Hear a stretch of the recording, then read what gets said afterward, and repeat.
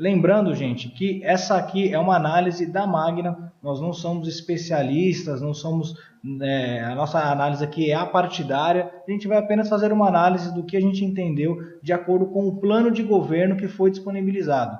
Caso nessas eleições tivesse ganhado o Haddad, nós estaríamos fazendo aqui essa live, esse workshop sobre o plano de governo do Haddad. Então, nós pegamos aqui o plano de governo, nós imprimimos o plano de governo e vamos bater alguns pontos aqui sobre as licitações, o que impactará nas licitações. Bem, gente, então, como eu falei, nós vamos tomar como base aqui o plano de governo que foi disponibilizado no site do TSE, e nós partimos aqui das primeiras páginas.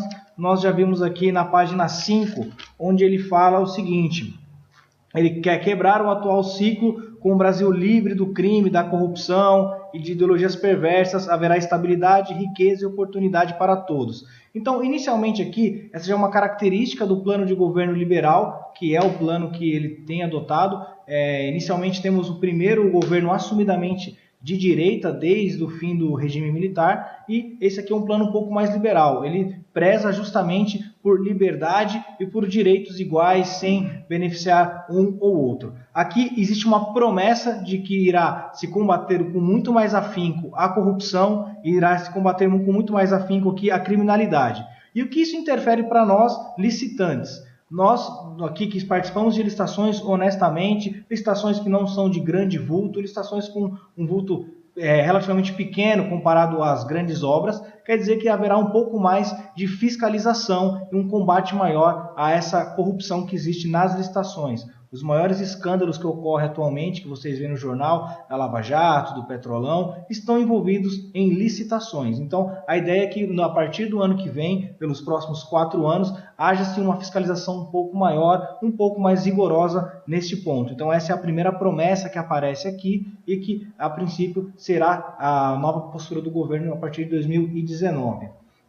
Já na página 9 tem uma parte muito importante e que isso vai impactar diretamente nas licitações. É uma frase, um slogan que ele propõe como tema, que é mais Brasil e menos Brasília. Essa parte é muito importante para nós licitantes, para quem almeja participar das licitações, para os aspirantes a licitantes aqui, e principalmente também para os servidores públicos. O que isso quer dizer? Quer dizer que a tendência com esse governo agora é descentralizar os recursos. Os recursos não ficarão todos em Brasília e todo mundo vai ter que ir lá, como o pessoal fala, com a sua canequinha pedir a verba. A verba, em tese, será mais descentralizada, os estados e municípios terão mais autonomia para gerir os seus recursos, e isso vai impactar em quê? Em pagamentos mais rápidos, pois o repasse será antecipado.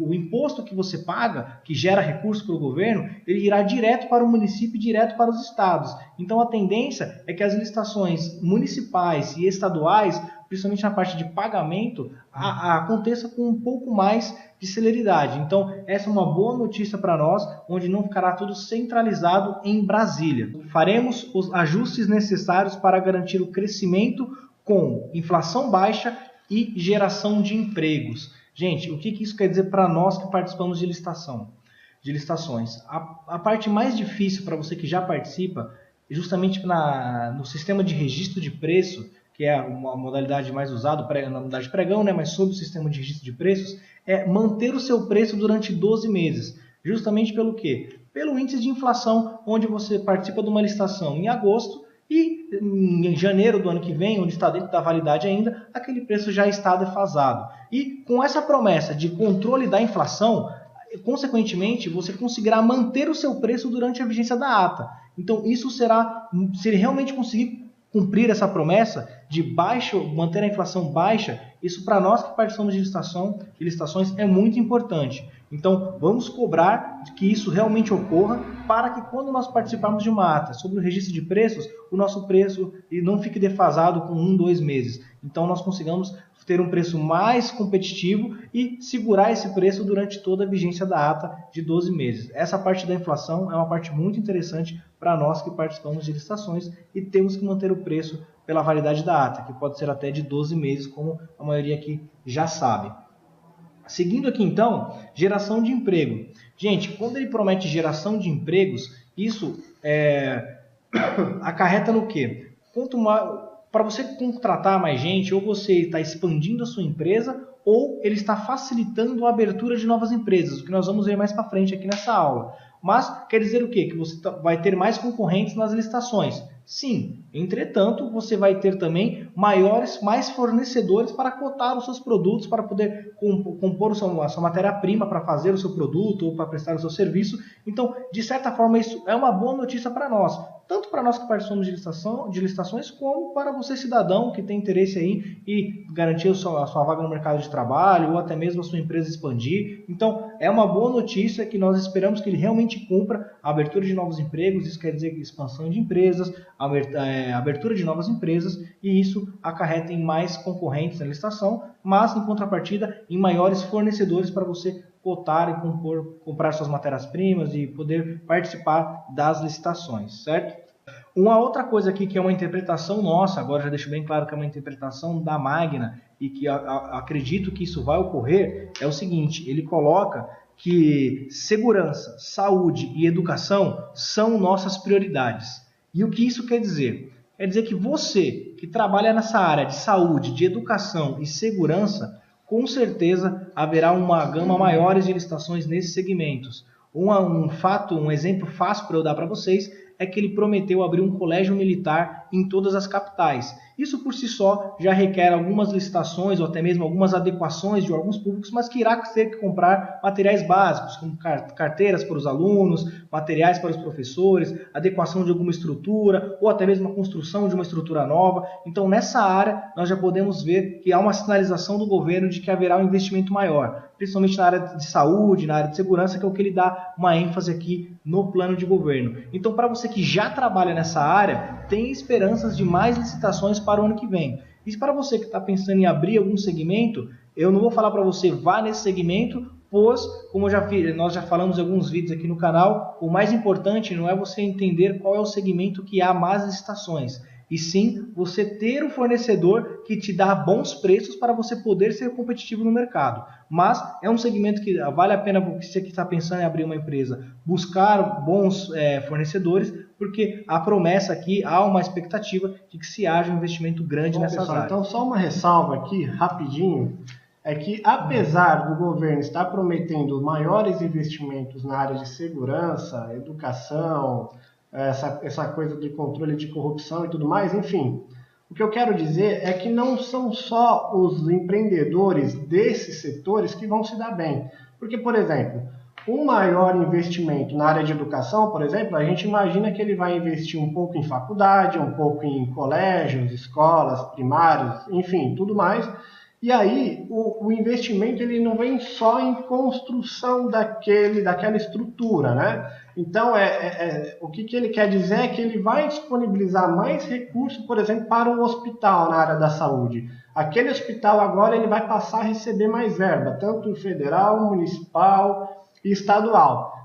E essa verba é verba de quê? O hospital ele precisa de vários tipos de materiais, desde equipamentos, luva, touca, material de limpeza, material de expediente, que são canetas, papel, enfim. Então, quando ele diz que o maior investimento é na educação, o maior investimento é na saúde, é que os setores dessa área, eles vão ter mais dinheiro, tá? Mas não quer dizer que só vai ganhar dinheiro ali o profissional que vende equipamento médico, não. O empreendedor que vende material de limpeza, por exemplo, vai ter mais dinheiro para o hospital comprar material de limpeza, entendeu? Vai ter mais dinheiro para comprar touca, para comprar seringa, para comprar tudo que um hospital utiliza, tá? Então é nesse intuito que a gente coloca. A mesma coisa acontece para a educação e para a segurança pública. Por exemplo, as polícias militares e até mesmo a Polícia Federal, Civil e tudo mais, enfim, haverá também um maior investimento nessas polícias. Só vai ganhar dinheiro quem vender arma? Não, muito pelo contrário. A polícia, ela também compra de tudo, igual o que eu falei na parte do hospital. Então, é nesse sentido que a gente fala. Por exemplo, haverá um maior investimento na tecnologia da polícia. A polícia agora ela vai começar a ter câmeras nas cidades, nas rodovias, enfim. Então, você que vende câmera, vai começar a vender mais câmeras para as polícias, porque agora eles têm mais crédito para comprar. entendeu? Então é nessa situação, tecnologia, desenvolvimento, coletes, armamentos, lógico, claro, viaturas, quem vende carro também, vai começar a vender mais carro para a polícia, inclusive o governador João Dória, que foi eleito, está com uma promessa aí, a gente sabe que promessa é uma coisa e a execução é outra, né? Mas não vem ao caso a gente comentar aqui. O que a gente está fazendo nesse workshop é trazendo no melhor cenário possível, de acordo com o plano de governo de cada um. Então, o Dória, por exemplo, ele está falando que vai trazer somente veículos blindados para a polícia. Então, talvez haja uma oportunidade para quem blinde os carros, entendeu? Então, é nesse sentido que a gente expõe essa situação aqui. E voltando um pouco lá naquela questão de mais Brasil, menos Brasília, também o Henrique comentou que as licitações, os recursos agora eles vão começar a pingar mais diretamente na mão do governador e na mão do prefeito, né? Não vai precisar levar mais a canequinha para ir lá buscar seu dinheiro. Então, essa descentralização de crédito vai fazer que também o negócio seja um pouco mais rápido. Ele já comentou aqui que os pagamentos serão mais rápidos, porque agora não depende mais do governo federal, o recurso está na mão dele, né? E aí cabe à população, obviamente, cobrar. Mas o que eu queria dizer também e destacar é que as licitações estaduais e municipais agora elas vão acontecer um pouco mais também. Até porque nessa questão de investimento em segurança e educação, por exemplo, essas escolas e essas saúdes e tudo mais, elas estão mais no âmbito estadual e municipal do que no federal, tá? Então, haverá sim um aumento nas licitações, principalmente estadual e municipal, tendo em vista que agora esse dinheiro está direto na mão do governador e agora ele faz do jeito que ele quiser. Uma outra parte que ele fala aqui é na página 12, onde ele fala dos desafios urgentes e ele coloca estrutura insuficiente e deteriorada. O que isso quer dizer? Quer dizer que haverá um investimento sim na parte de infraestrutura, que algumas coisas serão concessões, serão parcerias, mas boa parte disso também terá que ser um dinheiro que o governo coloca para poder fazer uma reestruturação de algum departamento. Eu vou dar um exemplo no âmbito estadual, mas apenas para vocês entenderem o conceito, apesar da proposta aqui ser âmbito federal. Se você está precisando fazer uma reforma, um melhoramento dos equipamentos da Polícia Militar, seja ela de qual estado, esse dinheiro dificilmente será numa parceria, terá que vir realmente do Estado. Então, como ele falou aqui, investimento em segurança, investir em câmeras de segurança para o município ou para o Estado, investir alguma coisa em equipamento para a polícia ou até mesmo para a Guarda Civil no âmbito municipal, a Polícia Federal, esses investimentos em tecnologia, em maquinário, equipamento, infraestrutura, essa infraestrutura que ele diz é exatamente isso. E essa parte, uma boa parte, como eu falei, serão parcerias, mas algumas coisas terão que sim sair um dinheiro do governo para poder fazer esse investimento. Então, nós podemos esperar aqui algumas licitações nesse segmento, onde serão para estruturar, como se fosse uma reforma em si, em alguns pontos que o governo acredita que seja crítico, como ele já falou, segurança, saúde e educação. Seguindo aqui, gente, agora vem uma parte que aparentemente é uma notícia não tão boa, mas que após a nossa análise você vai ver que ela a longo prazo é interessante, inclusive para nós que participamos de licitações, são a redução dos ministérios. Nós já vimos aqui que ele já tem divulgado quais são os ministérios que ele vai realmente manter e já cortou muitos ministérios e com isso diminui-se muito o que o governo gasta. E isso vem de encontro com aquilo que eu falei, de que é um Estado menor, de que ele só vai realmente deixar na mão do Estado o que ele achar necessário e que vai enxugar bastante coisa. Será o fim de algumas estatais, isso representa algumas licitações a menos, isso cortará alguns ministérios, como já cortou, mas isso pode representar uma coisa boa para nós que participamos de licitações. Por quê? Uma grande dificuldade de quem participa hoje é o atraso no recebimento, porque o governo hoje ele gasta mais do que ele arrecada, e isso acaba que gera um certo atraso nos pagamentos. Se ele realmente conseguir enxugar o Estado e gastar apenas aquilo que ele arrecada, a tendência é que os pagamentos sejam um pouco mais céleres e também que para você cidadão ou para você empresário, isso reflita em menos impostos, pois o governo gasta menos, ele não precisa arrecadar tanto. Então a tendência é que se realmente isso aqui se concretizar, é que já estamos vendo que está iniciando para tal, que haja uma cobrança menor de impostos a longo prazo e também que os pagamentos a longo prazo sejam mais agilizados. não só pelo repasse direto aos municípios e estados, mas também porque o estado agora gasta menos. Então agora o cobertor ficou um pouquinho maior, não precisa cobrir só uma perna ou outra, dá para tentar cobrir um pouco mais e aí fica um pouco mais rápido os pagamentos. E isso que o Henrique acabou de falar, pode ser que haja um impacto mais forte com a redução dos ministérios agora, mas a longo prazo, pessoal, a médio e longo prazo, isso vai ser muito bom, porque que nem ele falou, agora vai reduzir algumas coisas, né? Vão cortar alguns gastos, lembrando que isso é tudo federal, tá? Estadual e municipal não muda, tá certo? O que ele está falando aqui é federal lá, o Bolsonaro quer cortar alguns ministérios e a gente já está vendo que ele prometeu 15, já está chegando a 20, enfim, então vamos acabar vendo aí que não vai reduzir tanto o ministério assim igual prometeu, porque senão perde governabilidade. A questão aqui não é ficar tocando política, mas sim é parte da licitação. Então pode ser, tá? Isso é uma hipótese até que pequena, mas uma probabilidade pequena, mas pode ser que isso a curto prazo realmente prejudique um pouco mais em relação à verba federal. Mas a médio prazo, a partir do momento que o dinheiro começar a entrar e virar aquilo um superávit, o governo ele ter dinheiro positivo, ter um caixa positivo, aquilo vai ser muito bom. Porque aí os pagamentos, eles vão ser, imagino, esse ano foi bom de pagamento até. Em relação a anos anteriores, a gente está com poucos atrasos, né? O pessoal recebendo certinho e tudo mais. Imagine quando a gente tiver com o Brasilzão aí, com caixa fechando no verde, né? Então, isso é a médio e a longo prazo, tá bom? Cada gestor, diante de suas metas, terá que justificar suas demandas por recursos. Ele quer inverter a base de como funciona hoje a divisão de crédito, né, de verba. Ele coloca o seguinte: com o fim do aparelhamento dos ministérios, que é o que a gente já falou aqui que ele quer reduzir, inverteremos a lógica tradicional do processo de gastos públicos. Cada gestor, diante de suas metas, terá que justificar suas demandas por recursos públicos.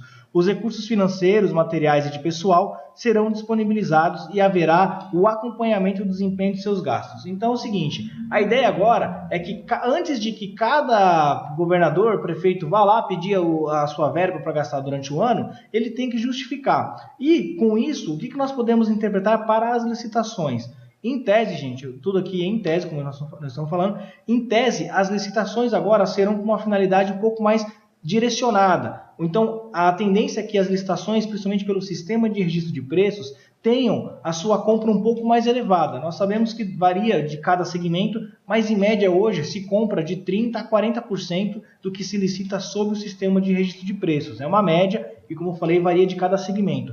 A tendência, com base nessa metodologia aqui de disponibilização de verba, é que as prefeituras e estados eles consigam licitar de maneira mais consistente, eles consigam saber exatamente o que eles já pediram, a verba já foi disponibilizada com base numa justificativa. Então a tendência é que quando sair a licitação, eles comprem com uma quantidade um pouco maior do que vem comprando atualmente. Nós vemos que hoje existe atas de registro de preço, onde se licita 1 milhão e no final da ata comprou-se apenas 100 mil ou até mesmo menos que isso. Nós sabemos que é um direito do Estado em licitar sob o sistema de registro de preços e que ele não é obrigado a comprar. Entretanto, acredito que com essa metodologia aumente-se o número de aquisições nas atas. Então esse percentual de 30% a 40% que eu falei acaba ficando um pouco maior, pode chegar talvez a uns 50%, 60%.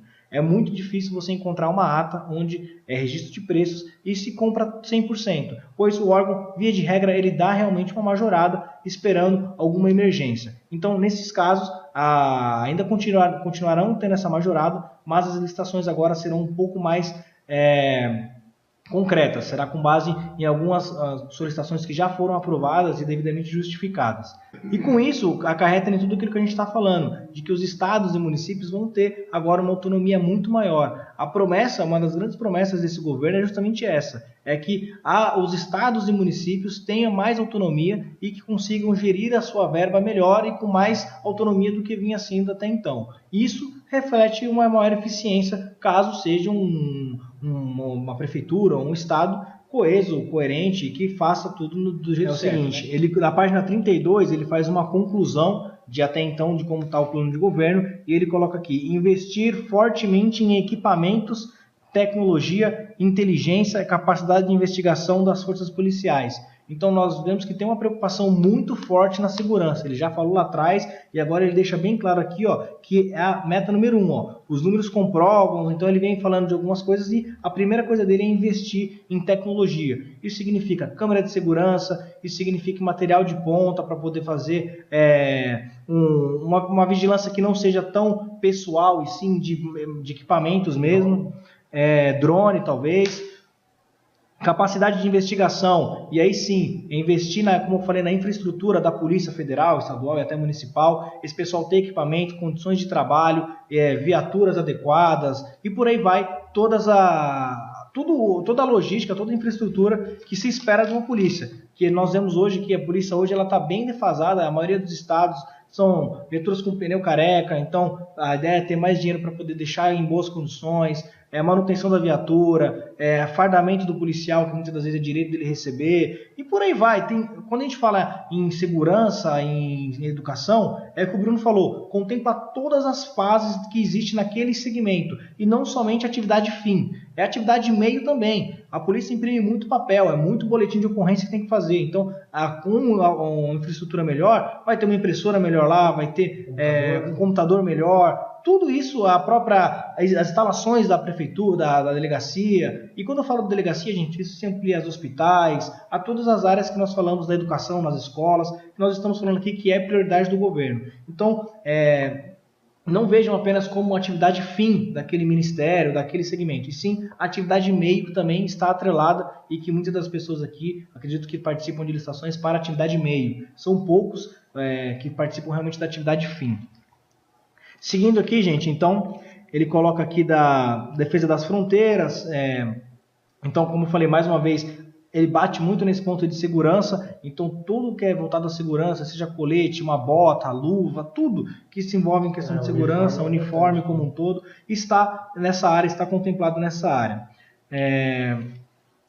Sufocar a corrupção, transparência, a tendência é que exijam mais leis para transparências. Não entendi, Bruno, perdão. Tecnologia e sistemas de... Exatamente, para quem trabalha com sistemas de tecnologia da informação, onde consegue rastrear alguma coisa, algum equipamento. Nós vimos aqui agora, até não estava nem anotado aqui, mas nós podemos fazer uma análise com base no que está sendo feito.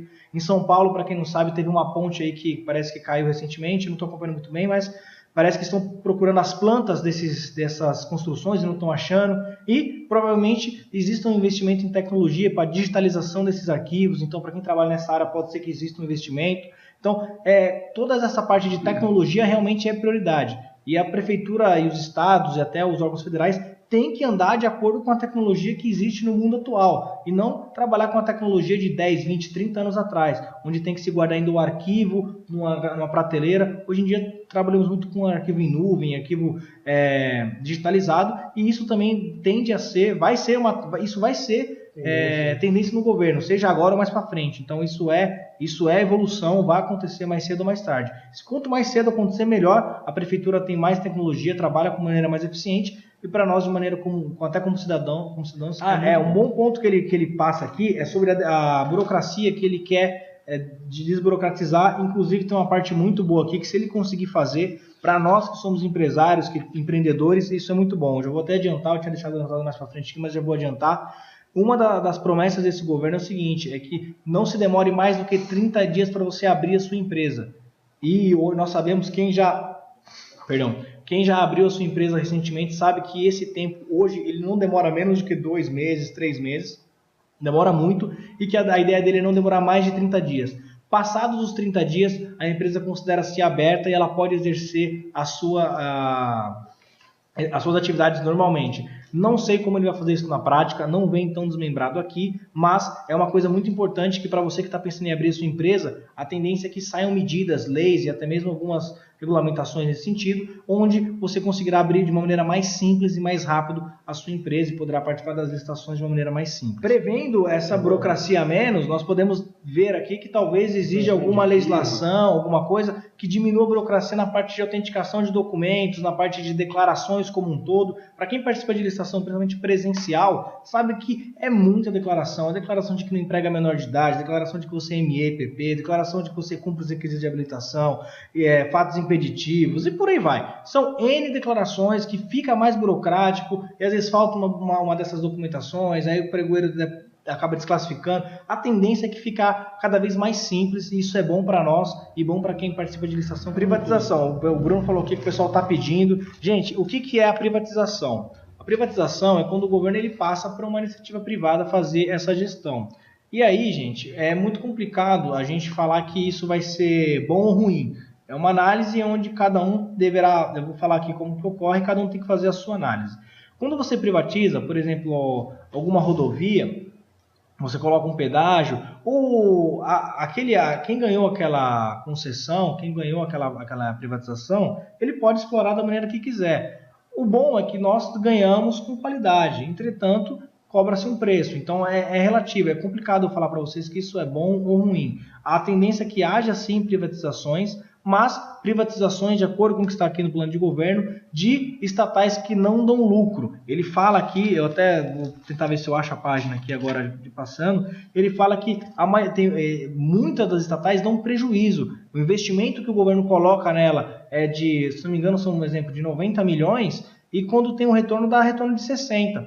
Então está devendo 30. Nesses casos de estatais que dão prejuízo, a ideia do governo é sim tirar e passar para a iniciativa privada. E isso pode ser que não gere licitações, mas, como eu falei, a longo prazo isso é bom para nós, pois o governo deixa de gastar com alguma certa estatal que está dando prejuízo, isso acarretará em menos impostos para a gente. Então, isso a longo prazo faz com que o preço da sua empresa fique mais competitivo, pois tem menos impostos agora, isso faz com que você consiga manter o seu preço, porque o governo gastando menos, você consegue prever melhor como que vai ser a sua vida daqui aos 12 meses. Então, tem que se analisar, eu não consigo falar para vocês certamente se isso será bom ou ruim, mas que haverá muitas privatizações, com certeza haverão sim. Algumas estratégicas e algumas que estão dando prejuízo. Algumas que eles falaram estratégia, eles têm a tendência do governo é que não privatize. A Petrobras, por exemplo, já vimos algumas entrevistas do presidente eleito falando que não vai estatizar, não vai privatizar, e depois falando que pode ser que privatize. Então, é muito complexo, eu não consigo falar para vocês agora se isso vai ser bom ou ruim. Só contar uma historinha, só para dar uma animada aqui. Eu andei pesquisando em relação a essa questão de privatização e eu encontrei uma estatal que fabricava preservativos. Ela, se eu não me engano, ela ficava lá no norte, nordeste, eu não me recordo agora. Mas aí você começa a ver, caramba, será que é necessário uma estatal para fazer preservativo? Ah, nossa, mas tem que distribuir de graça nos postinhos, tudo bem. Mas não poderia fazer uma licitação para isso, fazer qualquer coisa desse tipo. E essa estatal, eu estou comentando dela aqui, porque apesar de a gente achar bem bizarro, bem estranho, ela dava muito prejuízo para o governo, muito. Ou você pega e faz uma licitação aí centralizada, aí, sei lá, pelo Ministério da Saúde, compra esses monte de preservativo. O Romeu comentou que é lá no Acre. Obrigado, Romeu, pela participação. E aí você pega, sei lá, faz uma licitação centralizada, alguma empresa privada fabrica esse tipo de produto e distribui normalmente. Não precisa você ter lá uma estatal dando prejuízo ao governo, porque isso é ruim para a gente também, como cidadão, e não só como empresário. Enfim, é o Brasil jogando dinheiro no lixo. Então, isso foi uma coisa bem legal. Vão querer privatizar muitas estatais que estão dando prejuízo. Por um lado, a gente tem sim uma redução no número de licitações, óbvio, porque aquilo vai passar a ser privado. Porém, por um outro lado, agora pensando como cidadão, ou até mesmo você empresário que trabalha, por exemplo, com terceirização de serviço, você pode ter uma oportunidade naquele lugar. Por exemplo, existem hoje faxineiros contratados como funcionários públicos, por exemplo. Essa galera vai ser tudo terceirizado. Você acha que o empresário que comprar aquela privatização, que adquirir aquilo ali para tomar conta, ele vai querer tirar aquela galera que está lá? Então, provavelmente esse pessoal vai perder emprego, mas já vai ser recontratado pela iniciativa privada. Fora que isso, como o Henrique já falou, isso vai reduzir bastante o imposto e todas as vendas dessas privatizações serão para abater dessas estatais, melhor dizendo, serão para bater da dívida lá do nosso déficit. Então, num momento, de uma maneira bem geral assim, isso vai ser bom. E outra, ele vai privatizar bastante coisa, mas como eu já falei antes, isso vai ser no âmbito federal. Tá? No âmbito estadual e municipal, não é o governo lá, o Bolsonaro, que vai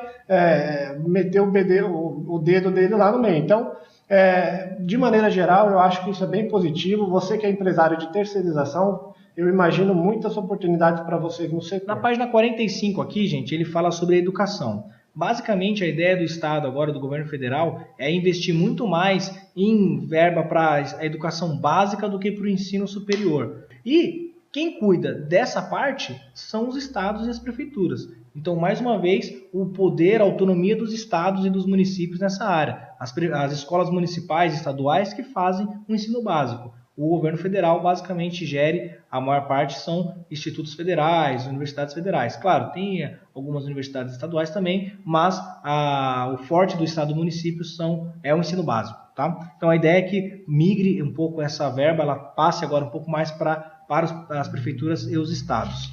E, gente, quando a gente fala isso, o investimento em educação, volto a dizer, está atrelado a todas as atividades, fim e atividade meio, tudo que envolve a educação em si. Ele fala aqui, já na parte de economia, página 52, ele fala aqui do descontrole das contas públicas. Então, é aquilo que eu falei, ele diminuindo um pouco o Estado, ele consegue organizar as finanças e com isso fica um pouco mais rápido os pagamentos, fica um pouco mais eficiente como o governo gasta. Quando o governo consegue controlar suas contas, ele gasta de maneira mais eficiente. Isso é bom para a gente que participa, porque a gente vai conseguir receber num prazo melhor, vai conseguir rodar mais fácil a nossa empresa.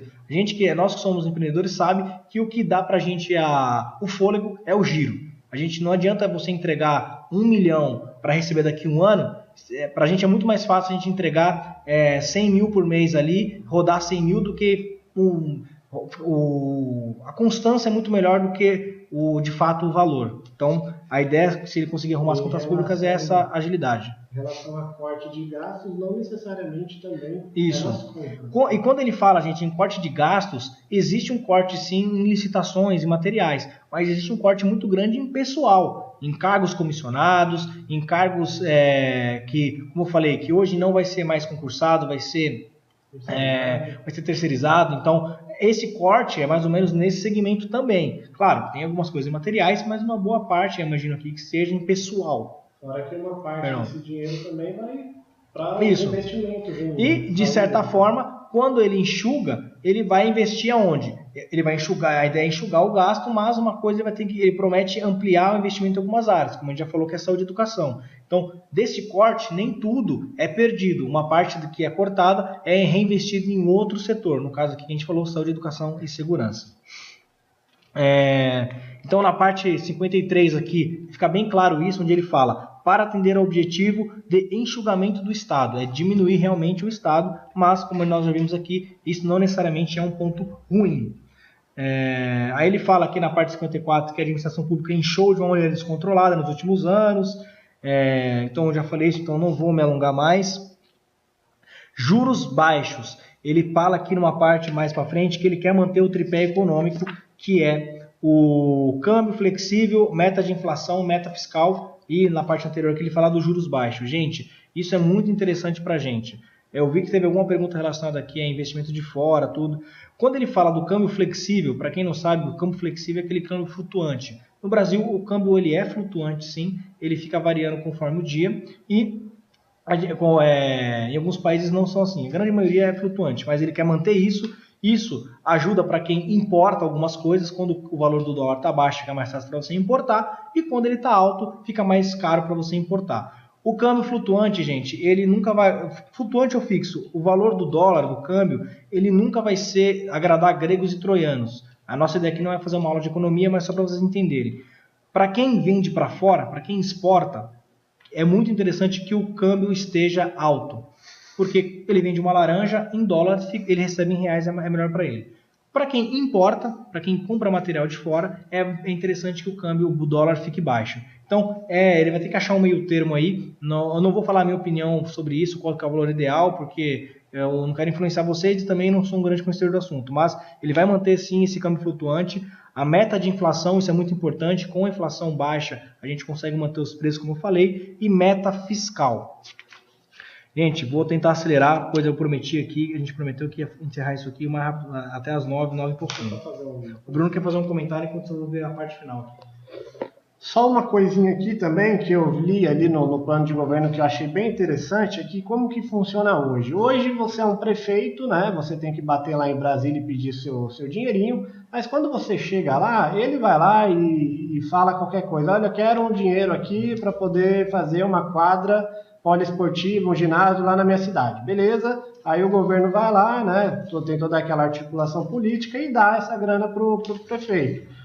E aí, como que ele pretende fazer isso? Aí, lógico que a gente sabe que esse prefeito, às vezes ele vai construir o tal do ginásio, às vezes ele vai transformar esse ginásio em graninha para o seu bolsinho, né? A gente sabe que isso acontece, lógico que não são todos, né? Mas a gente fala de maneira geral.